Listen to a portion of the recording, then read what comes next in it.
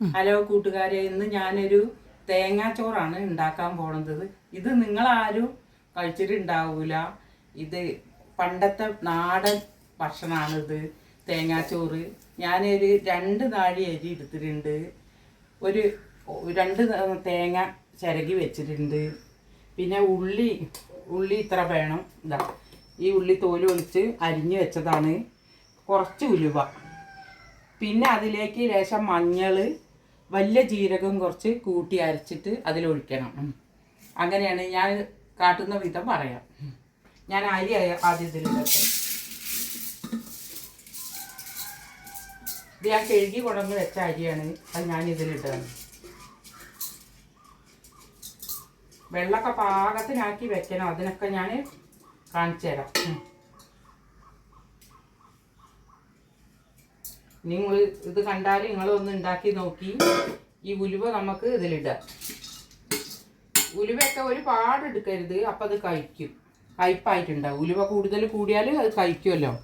അപ്പോൾ അതിലേക്ക് പാകത്തിന് ഇത്ര ഉലുവ എടുക്കുക, നമ്മളെ കയ്യിന് കണക്കാക്കിയിട്ട്.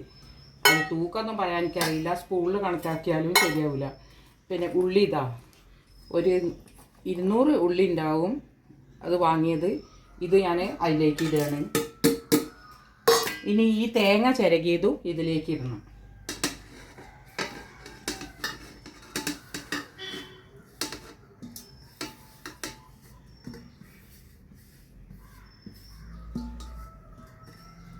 ഇതിലേക്ക് കുറച്ച് മഞ്ഞൾപ്പൊടി ചേർക്കട്ടെ.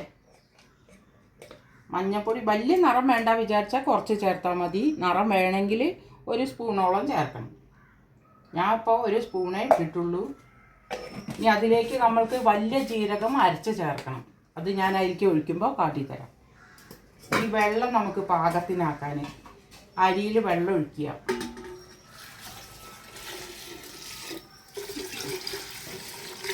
നമ്മൾ കൈ വെച്ചിട്ട് നമ്മളെ കയ്യിന് ഇത്ര വെള്ളേ പാടുള്ളൂ.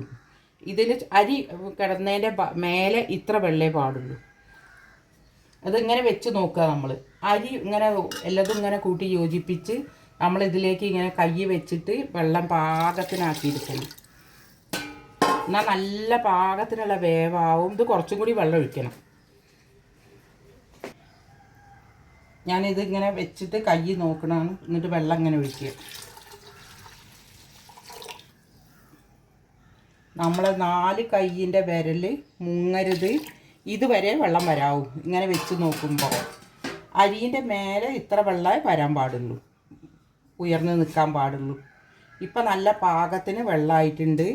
ഇതിനി ഒരുവിധം വെന്ത ശേഷം, ചോറ് നല്ല ഒരുവിധം വെന്തതിന് ശേഷം നമുക്കതിൽ ഉപ്പിട്ടാൽ മതി. അത് ഇടുന്ന സമയത്ത് നമുക്ക് ആ വലിയ ജീരകം കുറച്ച് കൂട്ടി കൊടുക്കുക.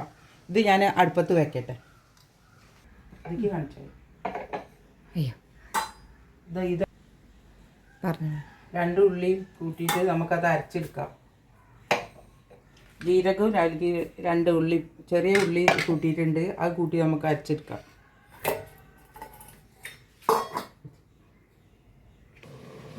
ഇത് ഏകദേശം വെള്ളം വറ്റി വന്നിട്ടുണ്ട്. ഇവിടെ നല്ലൊരു ഇരുടാണ്, വീതന ഭാഗത്ത് നല്ലൊരു ഇരുടാണ് അടുപ്പ് കത്തിക്കുന്ന സ്ഥലത്ത്. ഇനി ഞാൻ അതിലേക്ക് ഉപ്പിട്ട് ജീരകം ഇട്ട് കഴിഞ്ഞു. ഞാൻ ഇനി ലേശം ഉപ്പിടട്ടെ. അപ്പോൾ ഏകദേശം വെള്ളം വറ്റിയിട്ടുണ്ട്. നമുക്ക് അതിലേക്ക് ഉപ്പിട്ട് കൊടുക്കാം. ഇനി ഉപ്പ് വെന്തതിന് ശേഷം ഉപ്പ് പാകമല്ലെങ്കിൽ കുറച്ച് ഇട്ട് കൊടുക്കാം. വെള്ളം വറ്റുന്നതിന് മുന്നേ ഒക്കെ ചെയ്യണം. ഇതപ്പോൾ ഈ പാകത്തിലായിട്ടുണ്ട്. ഇങ്ങനെ ആയിട്ടുണ്ട്. ഇനി അതിൻ്റെ വെള്ളം വലിഞ്ഞിട്ടണം. അപ്പോൾ ഇതിങ്ങനെ വെള്ളം വറ്റി വരട്ടെ. അപ്പോഴേക്ക് ഇതിലേക്കൊരു കറി ഉണ്ടാക്കണം. അതിലേക്ക് ഞാൻ ചിക്കൻ്റെ കറി ഉണ്ടാക്കാൻ പോവുകയാണ്.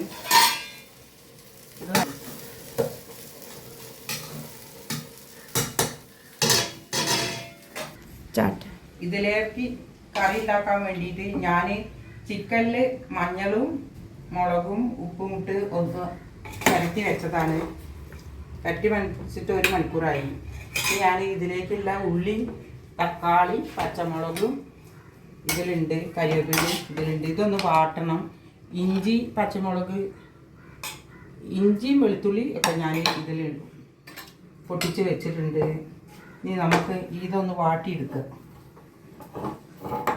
അതിലേക്ക് ചിക്കൻ കറിയാണ് ഒരു രുചി ഉണ്ടാവുള്ളൂ. അതുകൊണ്ട് ചിക്കൻ കറിയാണ് ഉണ്ടാക്കുന്നത്. ഇതിലേക്ക്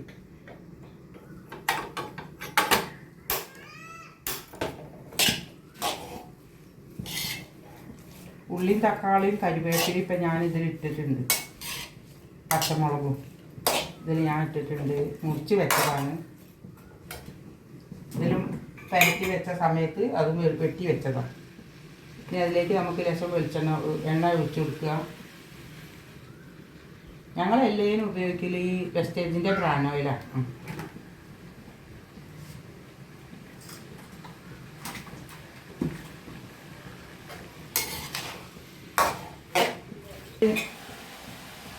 ലേശം മസാലപ്പൊടി ഇട്ട് കൊടുക്കട്ടെ കേട്ടോ.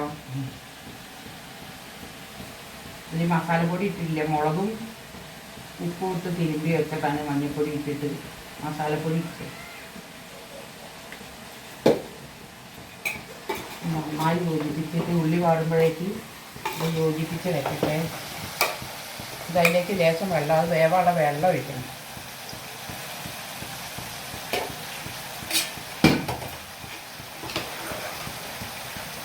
ചിക്കൻ വേവാനുള്ള വെള്ളം ഒഴിച്ച് വെക്കണം.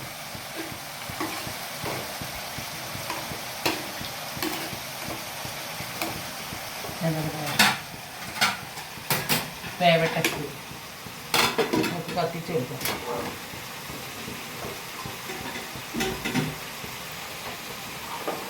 അപ്പോഴത്തേക്ക് ഇത് വാടി കൊണ്ട് ഇതിൽ ഞാൻ ഉപ്പ് ലേശം ഇട്ട് കൊടുത്തിട്ടുണ്ട്. അതുകൊണ്ട് ഇതിങ്ങനെ വാടി വരട്ടെ. നിറത്തിന് വേണ്ടിയിട്ട് ലേശം മഞ്ഞൾപ്പൊടി ഇട്ട് കൊടുക്കുക. പിന്നെ വാടിയതിൻ്റെ ശേഷം നമുക്ക് ചിക്കൻ മസാലയാണ്, ഞങ്ങൾ കറി മസാല ഒന്നും ഉപയോഗിക്കില്ല. അപ്പോൾ ഇതിൽ കുറച്ചും കൂടി മഞ്ഞൾപ്പൊടി ഇട്ട് കൊടുക്കട്ടെ.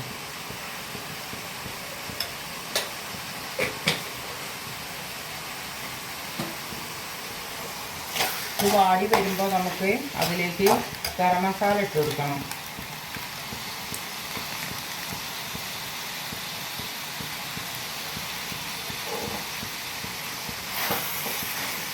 ഇനി എല്ലാം കൂടി കഴിഞ്ഞ് ഇതിൽ വേണം. ഇഞ്ചി വെളുത്തുള്ളിയാണത് പേസ്റ്റ് അതിലുണ്ടാക്കിയിട്ട് വാടിയിട്ടുണ്ട്. ഇത് നന്നായി വാടി വന്നിട്ടുണ്ട്. ഇത് നമുക്ക് ആ ചിക്കനിലേക്ക് ഒഴിക്കണം. ഞാൻ ഇതൊന്നിട്ട് വാങ്ങും.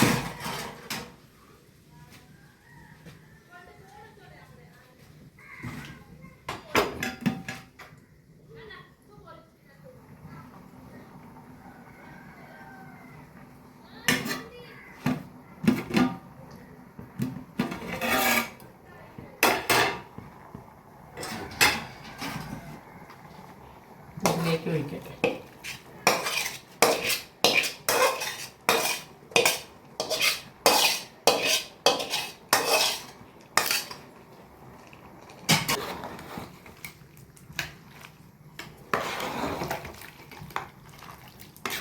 നന്നായി ഇളക്കിയിട്ട് വെന്തിട്ടില്ല, ഒന്നുകൂടി ആയിക്കോട്ടെ. ഒക്കെ അതിൽ കൂട്ടി വെച്ചിട്ടുണ്ട്. ഇങ്ങനെ വേറെ എന്ത് കട്ടായോ? ഇതിലേക്കുള്ള ചിക്കൻ റെഡി ആയിട്ടുണ്ട്. ഇത് നമുക്ക് ലേശം തേങ്ങ അതിലേക്ക് വറുത്ത് ചേർക്കാൻ. തേങ്ങ, കരിവേപ്പിൻ്റെ ഇല, ഉള്ളി, വലിയ ജീരകം ഇട്ടിട്ടുണ്ട്. അതൊന്ന് ഞാൻ മൂപ്പിച്ചെടുക്കട്ടെ.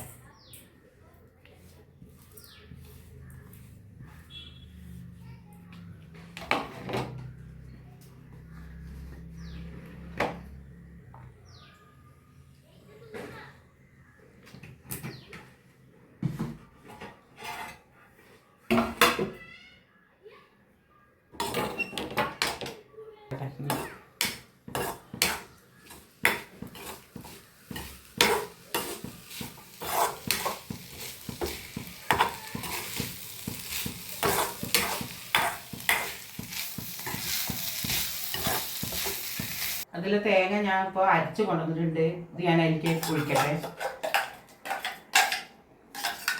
ചിക്കൻ കറിയിലേക്ക് തേങ്ങ കഴിക്കാം.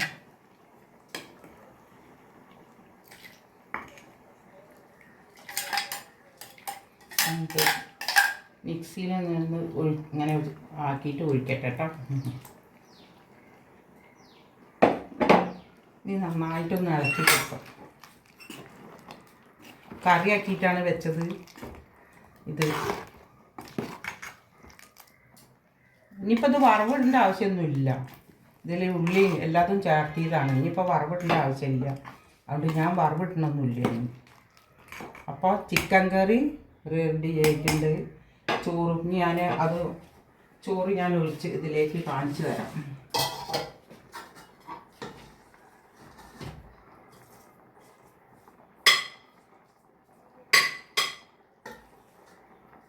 ചിക്കൻ കറി, തേങ്ങാച്ചോറും ചിക്കൻ കറി നല്ല സൂപ്പറായിട്ട് ഇതേപോലെ നിങ്ങളൊന്ന് ഉണ്ടാക്കി നോക്കി. പിന്നെ ഇത് കണ്ടത് സബ്സ്ക്രൈബ് ചെയ്യാനും ലൈക്ക് ചെയ്യാനും ഷെയർ ചെയ്യാനും മറക്കരുതേ. ഇനി വീണ്ടും കാണാം.